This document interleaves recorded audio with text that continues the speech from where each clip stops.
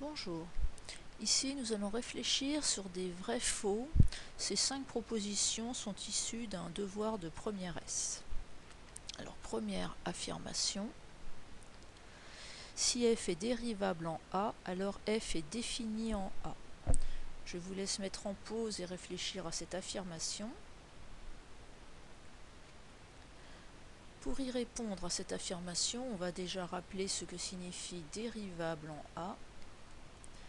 Dérivable en A signifie que le taux d'accroissement f de A plus h moins f de A sur h a une limite finie lorsque h tend vers 0. Ou encore que au point d'abscisse A, la courbe a une tangente soit oblique, soit horizontale.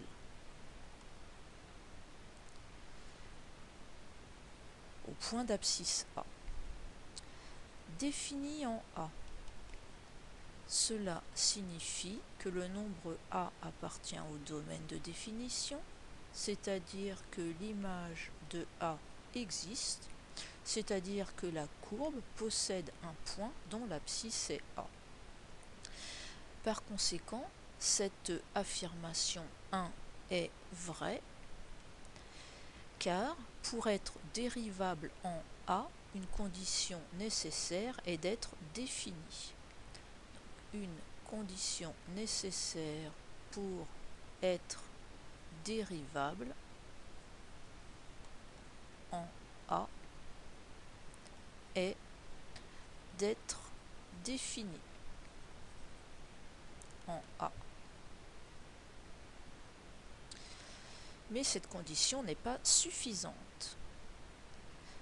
Deuxièmement, je vous laisse mettre en pause et réfléchir à l'affirmation. L'affirmation 2 est la réciproque de l'affirmation 1. Si f est défini en A, alors f est dérivable en A.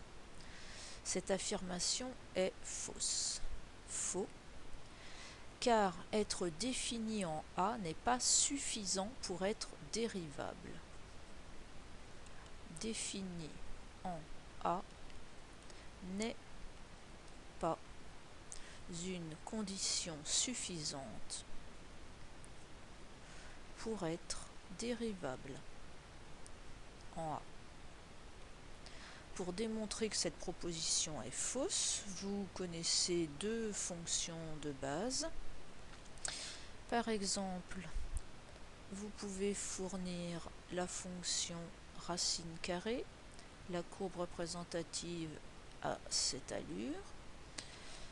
Au point d'abscisse 0, f existe, f de 0 vaut 0, mais au point d'abscisse 0, la courbe possède une tangente qui est verticale.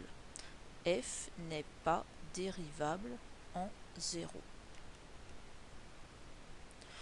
Autre exemple que vous pouvez fournir pour prouver que cette affirmation 2 est fausse, c'est la fonction valeur absolue.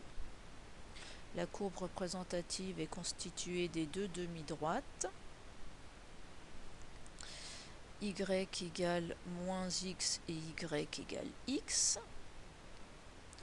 Au point d'abscisse 0, la fonction existe, f de 0 vaut 0.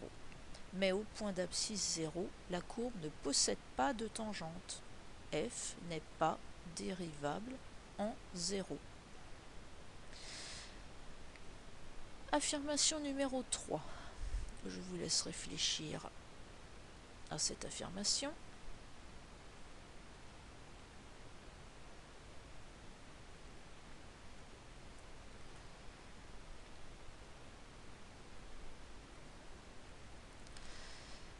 On nous donne un graphique sur lequel on voit une portion de la courbe d'une fonction f, on voit le point d'abscisse 1 et on y voit la tangente qui semble parallèle à l'axe des ordonnées, donc qui semble verticale.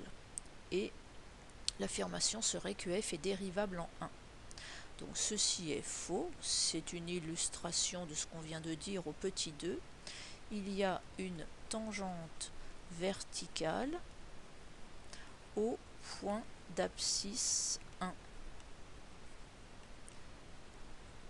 Donc f n'est pas dérivable en 1. Je rappelle que pour être dérivable en A sur un graphique, vous observez une tangente qui est soit oblique, soit horizontale. Quatrièmement, je vous laisse réfléchir, mettre en pause.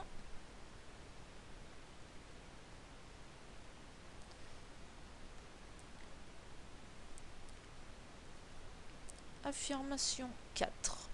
Si f' de 2 égale 5, alors f de 2 plus h moins f de 2 sur h égale 5. F' de 2 égale 5 nous indique que la fonction f est dérivable en 2 et que le nombre dérivé est 5. Dans la conclusion, on observe le taux d'accroissement, f de 2 plus h moins f de 2 sur h, mais d'après la définition, ce n'est pas le taux d'accroissement qui est égal au nombre dérivé. Cette affirmation est fausse. C'est la limite de f de 2 plus h moins f de 2 sur h quand h tend vers 0 qui est égal à 5.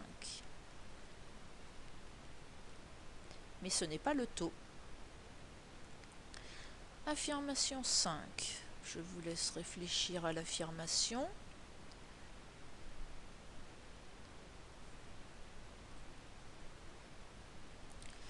L'affirmation est: si f de x est égal à moins 3x plus 7 sur 2x plus 7, alors f' de x égale 3,5, moins 3,5. Alors cette affirmation est fausse. On va quand même vérifier par un calcul. Si on fait très vite, sans réfléchir, on se dit il y a 7, on simplifie. Sauf qu'on ne peut absolument pas simplifier, c'est une addition. La deuxième erreur possible, si on va trop vite, c'est de dire en haut on dérive, ça fait moins 3, au dénominateur on dérive, ça fait 2. Mais cette façon de dériver est totalement fausse. Vous avez un quotient type u sur v, donc vous utilisez la formule u'v moins uv' sur v2. On va appliquer le calcul et constater que ça ne va pas donner ce qui est annoncé. U'.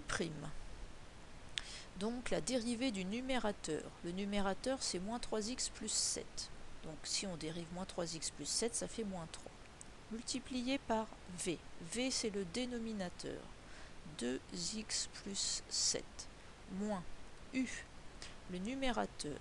Moins 3x plus 7. Multiplié par v', la dérivée du dénominateur 2. Sur v au carré, le dénominateur au carré. Vous calculez le numérateur. Au dénominateur, on ne touche pas l'identité remarquable. Et au numérateur, vous avez moins 3 fois 2x moins 6x. Et là, vous avez moins 3x fois 2 moins 6x aussi. Donc avec la soustraction, ils vont s'annuler. Il vous reste moins 3 fois 7, donc moins 21. 2 fois 7, 14, mais avec la soustraction, moins 14. Simplification, moins 35 sur 2x plus 7 au carré est la formule de la fonction dérivée de f. Voici, à plus tard.